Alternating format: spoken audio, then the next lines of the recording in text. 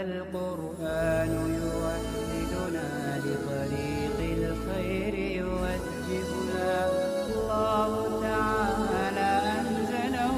ورسول الله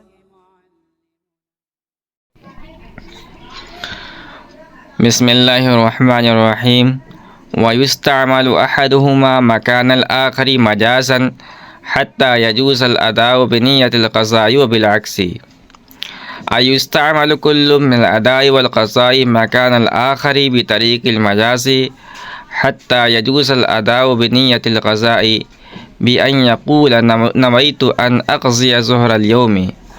ويجوز القضاء بنية الأداء بأن يقول نويت أن أودي ظهر الأمس. واستعمال القضاء في الأداء كثير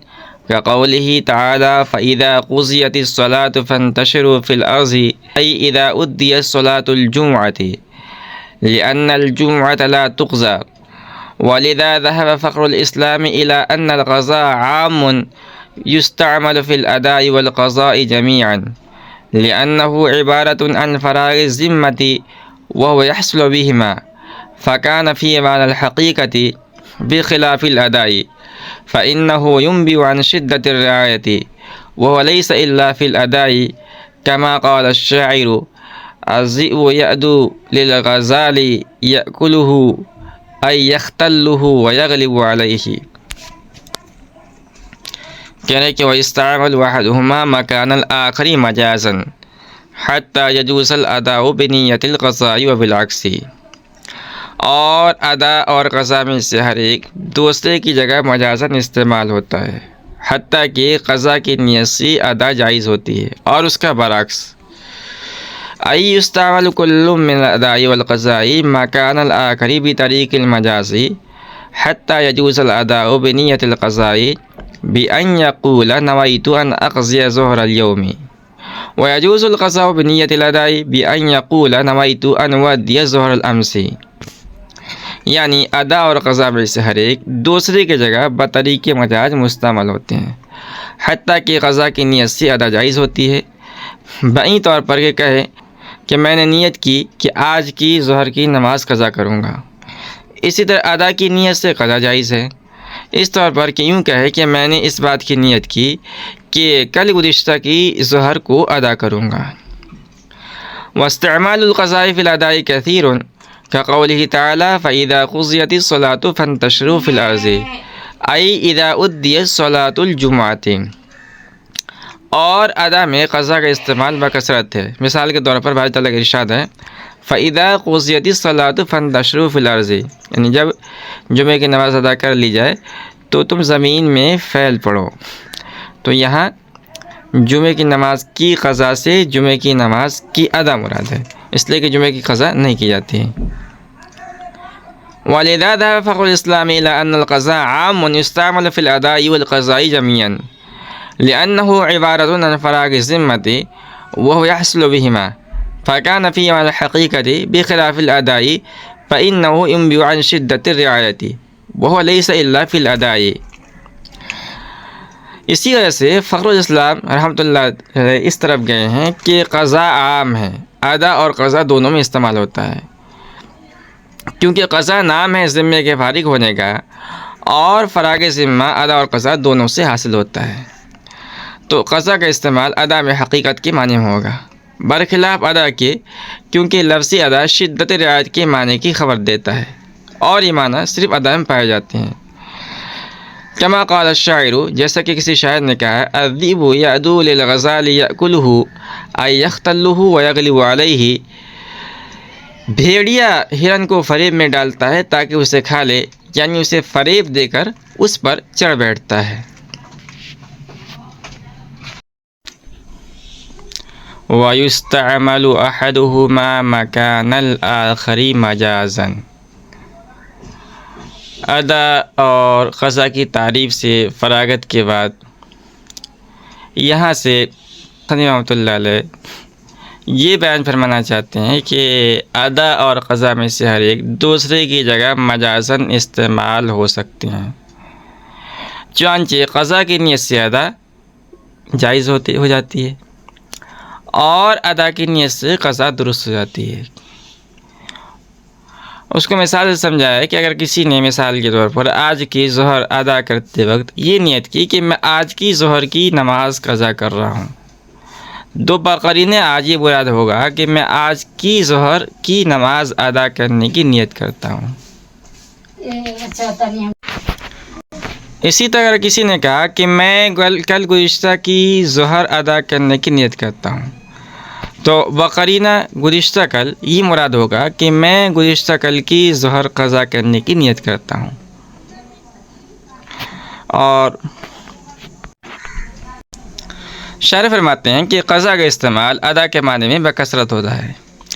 چنانچہ باری تعالیٰ کا ارشاد ہے فَإِذَا قُضِيَتِ الصَّلَاةُ فَانتَشِرُوا، اس میں لفظ قضیت ادیت کے معنی میں ہے، اور اس کی دلیل یہ ہے کہ نماز جمعہ کی صرف ادا ہوتی ہے، اس کی قضا نہیں ہوتی ہے، تو نماز جمعہ کی قضا کا نہ ہونا اس بات کی دلیل ہے کہ آیت میں لفظ قضا ادا کے معنی میں مستعمل ہے۔ شارح فرماتے ہیں کہ اسی وجہ سے فخر الاسلام رحمۃ اللہ نے فرمایا کہ لفظ قضا عام لفظ ہے، اور اس کا استعمال ادا اور قضا دونوں میں ہوتا ہے، کیونکہ قضا کے معنی ہے ذمہ داری سے فارغ اور اس وقت دوش ہونا، اور یہ معنی ادا اور قضا دونوں سے حاصل ہو جاتے ہیں۔ یعنی جو مامور ہے، مامور جس طرح قضا کے ذریعے ذمہ سے فارغ ہو جاتا ہے، یعنی مامور جس طرح قضا کے ذریعے ذمہ سے فارغ ہو جاتا ہے، اسی طرح ادا کے ذریعے بھی ذمہ سے فارغ ہو جاتا ہے۔ تو جب لفظ قضا ایسے معنی میں دلالت کرتا ہے جو معنی قضا اور ادا دونوں سے حاصل ہو جاتے ہیں، تو لفظ قضا کا استعمال ادا کے معنی میں حقیقت ہوگا۔ اس کے برخلاف ادا ہے کہ لفظ ادا شدت رعایت کے معنی پر دلالت کرتا ہے، اور یہ معنی صرف ادا میں پائے جاتے ہیں۔ اس کے بعد شارح نے ایک شعر پیش کیا ہے، اور شعر یہ ہے کہ الذئب یعدو للغزال یأکلہ، یعنی بھیڑیا ہرن کو فریب میں ڈال کر اس پر غالب آ جاتا ہے تاکہ اس کو کھا لے۔ اب اس کے اندر جو ادون ہے، ادون کے معنی دھوکہ دینے اور غالب ہونے کے ہیں، اور دھوکہ دینے والے کو شدت رعایت اور بڑی احتیاط سے کام دینا پڑتا ہے۔ لہذا ثابت ہوا کہ ادا شدت رعایت کی معنی پر دلالت کرتا ہے، اور شدت رعایت کے معنی چونکہ صرف ادا میں پائے جاتے ہیں، قضا میں نہیں پائے جاتے، اس لیے لفظ ادا کا استعمال ادا کے معنی میں حقیقت اور قضا کے معنی میں مجاز ہوگا۔ وَأَمَّا إِذَا صَامَ شَعْبَانَ بِظَنِّ أَنَّهُ مِنْ رَمْضَانَ فَلَا يَجُوزُ لِأَنَّهُ أَدَاءٌ قَبْلَ السَّبَبِ، وَإِنْ صَامَ شَوَّالَ بِظَنِّ أَنَّهُ مِنْ رَمْضَانَ يَجُوزُ لَا لِأَنَّهُ قَضَاءٌ بِنِيَّةِ الْأَدَاءِ بَلْ لِأَنَّهُ أَدَاءٌ بِنِيَّةِ الْأَدَاءِ وَإِنَّمَا الْخَطَأُ فِي ظَنِّهِ وَمَعْفُوٌّ، کہنے کہ اگر کوئی شخص شعبان میں رمضان کا روزہ سمجھ کر روزہ رکھے تو یہ ناجائز ہوگا، لِأَنَّهُ أَدَاءٌ قَبْلَ السَّبَبِ، کیونکہ یہ سبب سے پہلے ادا کرنا ہے۔ وَإِنْ صَامَ شَوَّالَ بِظَنِّ أَنَّهُ مِنْ رَمْضَانَ يَجُوزُ، اور اگر کوئی آدمی شوال میں رمضان سمجھ کر روزہ رکھا تو یہ جائز ہوگا، لا لِأَنَّهُ قَضَاءٌ بِنِيَّةِ الْأَدَاءِ بل لِأَنَّهُ أَدَاءٌ بِنِيَّةِ الْأَدَاءِ وَإِنَّمَا الْخَطَأُ فِي ظَنِّهِ وَمَعْفُوٌّ، اس وجہ سے نہیں کہ ادا کی نیت سے قضا ہے، بلکہ اس وجہ سے کہ ادا کی نیت سے ادا ہے، البتہ اس کے گمان میں خطا ہے جو قابل درگزر ہے۔ وَأَمَّا إِذَا صَامَ شَعْبَانَ، یہ عبارت دفع دخل مقدر ہے۔ ایک سوال ہوتا ہے کہ سابق کے اندر بیان ہوا ہے کہ فخر الاسلام رحمۃ اللہ علیہ نے کہا ہے کہ لفظ ادا شدت رعایت کے معنی پر دلالت کرتا ہے، لہذا مناسب یہ ہے کہ اگر کوئی شخص شعبان میں رمضان کا روزہ سمجھ کر روزہ رکھ لے تو جائز ہونا چاہیے، لیکن اس میں غایت درجہ احتیاط اور شدت رعایت ہے، حالانکہ فقہاء نے اس کو ناجائز کہا ہے۔ اس کا جواب دیا ہے شارح نے کہ رمضان کے روزے کا سبب جو ہے شہود شہر رمضان ہے، اور شعبان میں رمضان کا روزہ سمجھ کر روزہ رکھنا سبب سے پہلے ادا کرنا ہے، اور آپ جانتے ہیں کہ سبب سے پہلے ادا کرنا درست نہیں ہے، لہذا شعبان میں رمضان کا روزہ سمجھ کر روزہ رکھنا بھی ناجائز ہوگا۔ یہ بات یہاں پوری ہوئی۔ آگے وَإِنْ صَامَ شَوَّالَ، یہ بھی دفع دخل مقدر ہے۔ ایک سوال ہوتا ہے کہ ادا جس طرح وقت سے پہلے جائز نہیں ہے، اسی طرح وقت کے بعد بھی جائز نہیں ہونا چاہیے تھا، حالانکہ آپ فرماتے ہیں کہ اگر کوئی آدمی شوال میں رمضان کا روزہ سمجھ کر روزہ رکھ لے تو باوجود یہ کہ وقت رمضان کے بعد ہے لیکن جائز ہے، تو اس کا جواب شارح نے دیا ہے کہ شوال میں رمضان کا روزہ سمجھ کر روزہ رکھنے کا جائز ہونا اس وجہ سے نہیں ہے کہ ادا کی نیت سے قضا ہے، بلکہ اس لیے ہے کہ یہ ادا کی نیت سے ادا ہے، یعنی اس نے نیت کرتے وقت لفظ ادا کو ذکر بھی کیا ہے اور لفظ ادا مراد بھی لیا ہے۔ ہاں اس کے گمان میں خطا ہے کہ اس نے شوال کو رمضان سمجھا، اور اس طرح کی غلطی اور خطا معاف ہوتی ہے، اور اس طرح غلطی اور خطا معاف اور قابل درگزر ہے۔ ثم انہم اختلفوا فیما بینہم ان سبب القضاء هو الذي كان سببا للأداء ام لا بد له من سبب على حدة، فبينه المصنف رحمه الله بقوله والقضاء يجب بما يجب به الأداء عند المحققين خلافا للبعض، أي القضاء يجب بالسبب الذي يجب به الأداء عند المحققين من عامة الحنفية خلافا للعراقيين من مشائخنا وعامة أصحاب الشافعي رحمه الله، فإنهم يقولون لا بد للقضاء من سبب جديد سوى سبب الأداء، والمراد بهذا السبب النص الموجب للأداء لا السبب المعروف عن الوقت، وحاصل الخلاف يرجع إلى أن عندنا النص الموجب للأداء وقوله تعالى أقيموا الصلاة وقوله كتب عليكم الصيام دال بعينه على وجوب القضاء لا حاجة إلى نص جديد يوجب القضاء، وقوله عليه السلام من نام عن صلاة أو نسيها فليصليها إذا ذكرها فإن ذلك وقتها، وقوله تعالى فمن كان منكم مريضا أو على سفر فعدة من أيام أخر، بل إنما ورد للتنبيه على أن الأداء باق في ذمتكم بالنصين السابقين لم يسقط بالفوات، لأن بقاء الصلاة والصوم في نفسه للقدرة على مثل من عنده، وسقوط فضل الوقت لا إلى مثل وزمان للعجز عنه أمر معقول في نفسه، فعدينا حكم القضاء إلى ما لم يرد فيه نص وهو المنصور من الصلاة والصيام والاعتكاف، وعند الشافعي رحمه الله لا بد للقضاء من نص جديد موجب له سوى نص الأداء، فقضاء الصلاة والصوم عنده لا بد أن يكون بقوله عليه السلام من نام عن صلاة أو نسيها فليصليها إذا ذكرها فإن ذلك وقتها، وقوله تعالى فمن كان منكم مريضا أو على سفر فعدة من أيام أخر، وما لم يرد النص فيه إنما يثبت القضاء بسبب التفريط الذي يقوم مقام نص القضاء، فلا تظهر ثمرة الخلاف بيننا وبينه إلا في الفوات، فعندنا يجب القضاء في الفوات وعنده لا، وقيل الفوات أيضا قائم مقام النص كالتفويت، ولا تظهر ثمرة الخلاف إلا في التخريج، فعندنا يجب في الكل بالنص السابق وعنده يجب النص الجديد أو بالفوات والتفويت،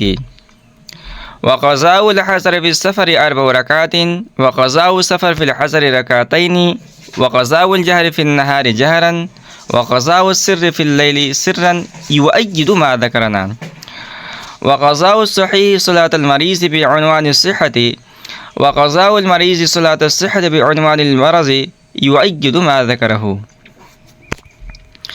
کہہ رہے کہ ثم انہم اختلفوا فيما بينهم ان سبب القضاء هو الذي كان سببا للأداء ام لا بد له من سبب على حدة، فبينه المصنف رحمه الله بقوله۔ پھر اصولیین کے درمیان اس بارے میں اختلاف ہے کہ قضا کا سبب وہی ہے جو ادا کا سبب ہے، یا قضا کے لیے مستقل سبب کا ہونا ضروری ہے۔ چنانچہ مصنف رحمۃ اللہ علیہ نے اسی مسئلے کو اپنے اس قول سے بیان کیا۔ والقضاء يجب بما يجب به الأداء عند المحققين خلافا للبعض، أي القضاء يجب بالسبب الذي يجب به الأداء عند المحققين من عامة الحنفية خلافا للعراقيين من مشايخنا وعامة أصحاب الشافعي رحمه الله۔ کہ محققین کے نزدیک قضا اسی سبب سے واجب ہوتی ہے جس سبب سے ادا واجب ہوتی ہے، برخلاف بعض علماء کے، یعنی عام احناف میں سے محققین کے نزدیک قضا اسی سبب سے واجب ہوتی ہے جس سے ادا واجب ہوتی ہے، برخلاف ہمارے عراقی مشائخ اور عام اصحاب شافعی کے۔ شارح فرماتے ہیں کہ فَإِنَّهُمْ يَقُولُونَ لَا بُدَّ لِلْقَضَاءِ مِنْ سَبَبٍ جَدِيدٍ سِوَى سَبَبِ الْأَدَاءِ، اس لیے کہ یہ حضرات کہتے ہیں کہ قضا کے لیے ایک نئے سبب کا ہونا ضروری ہے ادا کے سبب کے علاوہ۔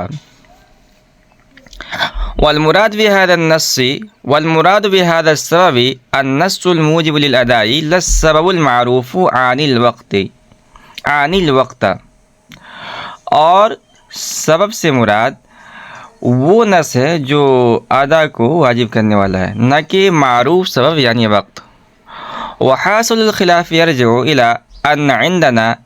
النص الموجب للأداء هو قوله تعالى أقيموا الصلاة وقوله كتب عليكم الصيام دال بعينه على وجوب القضاء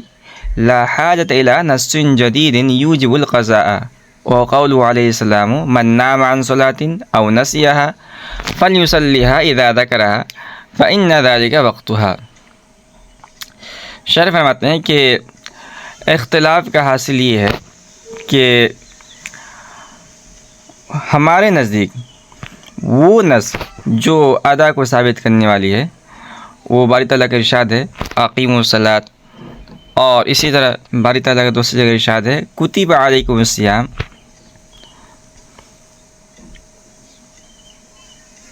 بعینہ وہی نص وجوب قضا پر دال ہے،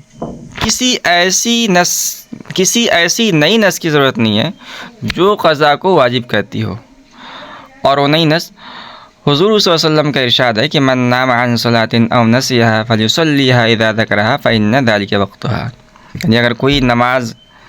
سے غافل ہو جائے، سو جائے یا بھول جائے تو جب اسے یاد آئے، جب اسے تنبہ ہو، وہ اس کو پڑھ لے، اس نماز کو پڑھ لے، اس لیے کہ وہی اس نماز کا وقت ہے۔ اس سے باری تعالیٰ کا ارشاد ہے فمن کان منکم مریضا،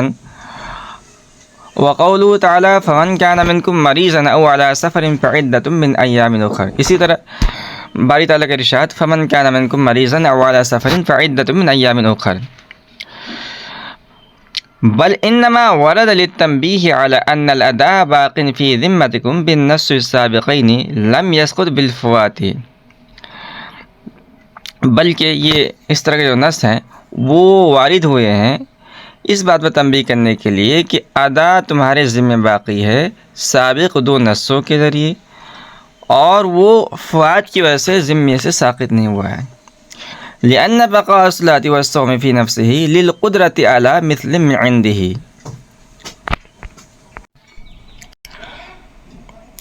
اس لیے کہ نماز اور روزے کا فی نفسہ ہی بقا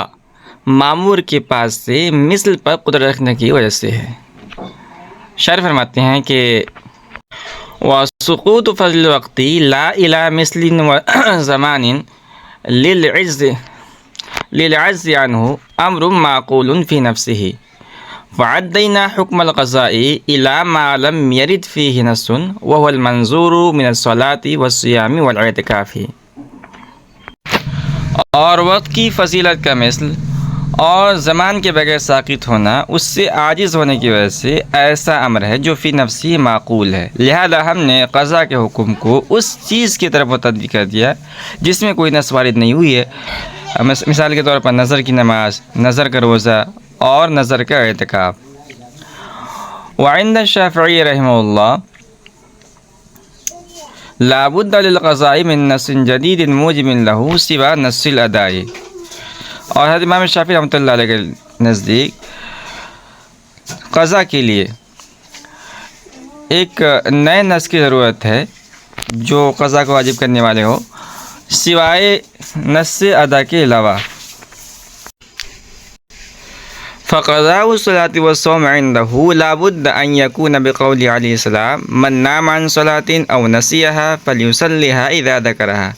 فلیصلیھا اذا ذکرھا فإن ذلک وقتھا وقولہ تعالی فمن کان منکم مریضا او علی سفر فعدۃ من ایام اخر۔ اور حضرت امام شافعی رحمۃ اللہ علیہ ضروری ہے کہ نماز اور روزہ کی قضا حضور پاک صلی اللہ علیہ وسلم کے ارشاد من نام عن صلاۃ او نسیھا فلیصلیھا اذا ذکرھا فإن ذلک وقتھا، اور باری تعالیٰ کے ارشاد فمن کان منکم مریضا او علی سفر فعدۃ من ایام اخر کے سبب سے ہو۔ وما لم يرد النص فيه انما يثبت القضاء بسبب التفويت الذي يقوم مقام نص القضاء فلا تظهر ثمرة الخلاف بيننا وبينه الا في الفوات فعندنا يجب القضاء في الفوات وعنده لا، وقيل الفوات ايضا قائم مقام النص كالتفويت۔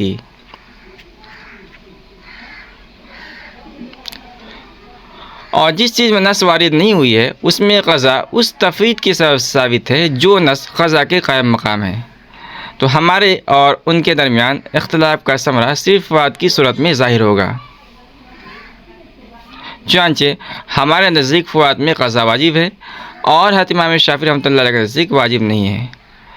اور بعض اصولین نے کہا ہے کہ فوات بھی تفویت کی طرح نص کے قائم مقام ہے۔ ولا تظهر ثمرة الخلاف الا في التخریج فعندنا يجب في الكل بالنص السابق وعنده يجب بالنص الجديد او بالفوات والتفويت، اور اختلاف کا ثمرہ صرف حکم کی تخریج میں ظاہر ہوگا، تو ہمارے نزدیک تمام صورتوں میں قضا سابقہ نص سے واجب ہوتی ہے، اور حضرت امام شافعی رحمۃ اللہ علیہ کے نزدیک جدید نص سے یا فوات سے یا تفویض سے۔ وقضاء الحضر في السفر 4 ركعات وقضاء السفر في الحضر 2 ركعتين وقضاء الجهر في النهار جهرا وقضاء السر في الليل سرا يؤيد ما ذكرنا۔ شارح فرماتے ہیں کہ اور حضر کی قضا سفر میں 4 رکعتیں اور سفر کی قضا حضر میں 2 رکعتیں، اور دن میں جہری نماز و قضا جہرن اور رات میں سری نماز و قضا سرن، یہ مسائل ہیں جو اس بات کی تائید کرتے ہیں جو ہم نے ذکر کیا ہے۔ وقضاء الصحیح صلاۃ المریض بعنوان الصحۃ وقضاء المریض صلاۃ الصحۃ بعنوان المریض یؤید ما ذکرہ، اور تندرست آدمی کا قضا کرنا بیماری کی نماز کو حالت صحت کے طریق پر، اور بیمار آدمی قضا کرنا تندرستی کے زمانے کی نماز کو بیماری کے طریق پر، اس کی تائید کرتا ہے جو حضرت امام شافعی رحمۃ اللہ نے ذکر کیا ہے۔ ثم انہم اختلفوا فیما بینہم ان سبب القضاء هو الذي كان سببا للاداء ام لا بد له من سبب على حدة۔ یہ شارح کی عبارت ہے، اور شارح فرماتے ہیں کہ علماء اصول کا اس بارے میں اختلاف ہے کہ آیا قضا کا سبب وہی ہے جو ادا کا سبب ہے، یا قضا کے لیے کسی نئے سبب کا ہونا ضروری ہے۔ تو اس بارے میں علماء احناف میں سے محققین کا، اسی طرح حنابلہ کا اور بعض اصحاب شوافع کا مذہب یہ ہے کہ قضا کے واجب ہونے کا سبب وہی ہے جو ادا کے واجب ہونے کے سبب ہے، اور علماء احناف میں سے مشائخ عراق اور عام اصحاب شافعی، اسی طرح معتزلہ کا مذہب یہ ہے کہ قضا کے لیے ادا کے سبب کے علاوہ ایک نئے سبب کا ہونا ضروری ہے۔ شارح فرماتے ہیں کہ یہاں سبب جو ہم نے ذکر کیا ہے، سبب سے مراد وقت نہیں ہے، بلکہ سبب سے مراد وہ نص ہے جو ادا کو واجب کرتی ہے، اس لیے کہ وقت وجوب ادا کا سبب نہیں ہوتا ہے بلکہ نفس وجوب کا سبب ہوتا ہے۔ تو اب اختلاف کا حاصل یہ ہے کہ ہمارے نزدیک جو نص ادا کو واجب کرتی ہے بعینہ ہی وہی نص قضا کو واجب کرتی ہے۔ قضا واجب کرنے کے لیے کسی نص جدید کی ضرورت نہیں ہے۔ مثال کے طور پر نماز کے سلسلے میں باری تعالیٰ کا ارشاد ہے اقیموا الصلاۃ، تو یہ آیت جس طرح ادائے صلاۃ کو واجب کرتی ہے بعینہ ہی اسی طرح قضاء صلاۃ کو بھی واجب کرتی ہے۔ قضاء صلاۃ کو واجب کرنے کے لیے کسی نئی نص کی ضرورت نہیں ہے۔ اسی طرح روزے کے سلسلے میں جو باری تعالیٰ کا ارشاد ہے کتب علیکم الصیام، تو یہ آیت ادائے صوم کو واجب کرتی ہے۔ تو جس طرح آیت ادائے صوم کو واجب کرتی ہے بعینی، اسی طرح یہ قضاء صوم کو بھی واجب کرتی ہے۔ قضاء صوم کو واجب کرنے کے لیے کسی مستقل نئی نص کی ضرورت نہیں ہے، لیکن شوافی کے نزدیک قضاء واجب کرنے کے لیے مستقل نئی نص کا ہونا ضروری ہے۔ یعنی شوافی کہتے ہیں کہ ایک نص ادا کے لیے اور ایک نص قضاء کے لیے، دونوں کے لیے الگ الگ ہونا چاہیے۔ ادا اور قضاء دونوں کے لیے ایک نص کافی نہیں ہے۔ چنانچہ وہ حضرات ادائے صلاۃ کو اقیموا الصلاۃ سے واجب کرتے ہیں اور قضاء صلاۃ کو رسول اکرم صلی اللہ علیہ وسلم کی حدیث سے واجب کرتے ہیں۔ اور حدیث ہے کہ من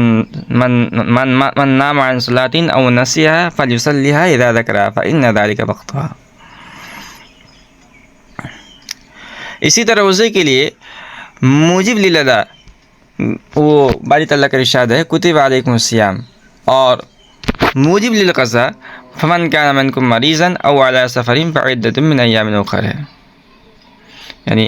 آیت کا مفہوم ہے کہ رمضان کے مہینے میں اگر کوئی شخص بیمار ہو گیا یا سفر میں رہا اور روزے نہیں رکھ سکا تو دوسرے ایام میں اتنے ہی روزے رکھ لے۔ ہماری طرف سے اس کا جواب یہ ہے کہ یہ دونوں نص نماز اور روزے کی قضاء کو واجب کرنے کے لیے وارد نہیں ہوئی ہیں، بلکہ اس بات پر تنبیہ کرنے کے لیے وارد ہوئی ہیں کہ نماز اور روزے کی ادا سابقہ دونوں نصوص یعنی اقیموا الصلاۃ اور کتب علیکم الصیام کی وجہ سے تمہارے ذمے میں باقی ہے، وقت گزر جانے کی وجہ سے ذمے سے ساقط نہیں ہوئی ہے، کیونکہ ادا مکلف پر اللہ تعالیٰ کا ایک حق ہے، اور جس پر حق واجب ہو حق سے اس کے ذمے کی فراغت یا تو ادا کے ذریعے ہوتی ہے یا من علیہ الحق صاحب حق کا حق ادا کر دے، یعنی من علیہ الحق صاحب حق کا حق ادا کر دے، یا عاجز ہونے کی وجہ سے ہوتی ہے، یعنی جس کا حق ہے وہ جس پر حق واجب ہے وہ صاحب حق کا حق ادا کرنے سے عاجز ہو جائے،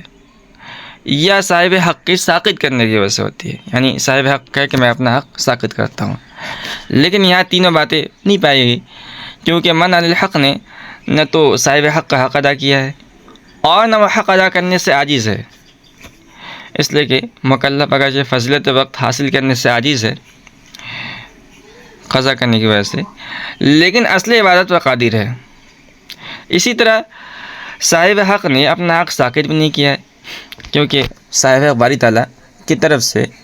حق کا ساقط کرنا صراحتاً موجود ہے اور نہ دلالتاً موجود ہے، کیونکہ وقت گزر جانے کے بعد یہاں اور کوئی چیز نہیں پائی گئی ہے، اور وقت کا گزر جانا یہ صاحب حق کے حق کو ساقط نہیں کرتا ہے۔ بہرحال من علیہ الحق یعنی مکلف نے جب نہ تو صاحب حق کا حق ادا کیا اور نہ صاحب حق نے اپنا حق معاف کیا اور نہ من علیہ الحق ادا کرنے سے عاجز ہے، کیونکہ جو مکلف بندہ ہے وہ فی نفسہ ہی نماز روزہ کے عین پہ تو قادر نہیں ہے، لیکن اس کے مثل پر قادر ہے، اس لیے نفس نماز اور نفس روزہ اس کے ذمہ باقی رہے گا۔ اور رہی وقت کی فضیلت تو مکلف بندہ چونکہ اس کو حاصل کرنے سے عاجز ہے اور اس کا مثل بھی موجود نہیں ہے، اس لیے وقت کی فضیلت مثل اور زمان کے بغیر مکلف بندے کے ذمے سے ساقط ہو جائے گی۔ بہرکیف پوری تقریر خلاصہ یہ ہے کہ مذکورہ دونوں نصوص یعنی من نام عن صلاۃ اور فمن کان منکم مریضا یہ نماز اور روزے کی قضا کو واجب کرنے کے لیے وارد نہیں ہوئے ہیں، جیسا کہ فریق مخالف نے کہا ہے، بلکہ اس بات پر تنبیہ کرنے کے لیے وارد ہوئی ہیں کہ نماز اور روزہ کا وقت گزر جانے کے بعد اگرچہ وقت کی فضیلت ساقط ہو گئی ہے، لیکن نفس نماز اور نفس روزہ مکلف کے ذمے اب بھی باقی ہے۔ گویا نماز اور روزے کی قضا تو ادا والی نصوص کی وجہ سے ہوئی ہیں، لیکن جو قضا ہے ان پہ تنبہ ان نصوص کے ذریعے سے کیا گیا ہے۔ بہرکیف یہ بات یہاں پوری ہوئی۔ فعدینا حکم القضاء ما لم یرد فیہ، یہاں سے شرح بیان کرنا چاہتے ہیں کہ نفس نماز اور نفس روزے کے مثل پر قادر ہونے کی وجہ سے نفس نماز اور نفس روزہ مکلف کے ذمے ابھی باقی ہے، اور یہ باقی رہنا ایک امر معقول ہے، امر غیر معقول نہیں ہے۔ اور آپ جانتے ہیں کہ جو چیز خلاف قیاس نہ ہو، یعنی امر معقول ہو، اس پر دوسری چیز کو قیاس کرنا درست ہوتا ہے۔ لہذا نماز اور روزہ جن کے بارے میں نص جدید وارد ہوئی ہے، ان پر اس چیز کو قیاس کیا جائے گا جن کے بارے میں قضا کے لیے جدید نص وارد نہیں ہوئے۔ مثال کے طور پر نظر کی نماز ہے، نظر کا روزہ ہے، نظر کے اعتکاف ہے۔ تو جس طرح نماز اور روزے میں جو نص موجب ادا ہے وہی نص موجب قضا ہے، ٹھیک اسی طرح نظر کی چیزوں میں جو نص موجب ادا ہے وہی نص موجب قضا ہے۔ اور نظر وغیرہ کی چیزوں میں جو نص وارد ہوئی ہے وہ ہے وَلْيُوفُوا نُذُورَهُمْ۔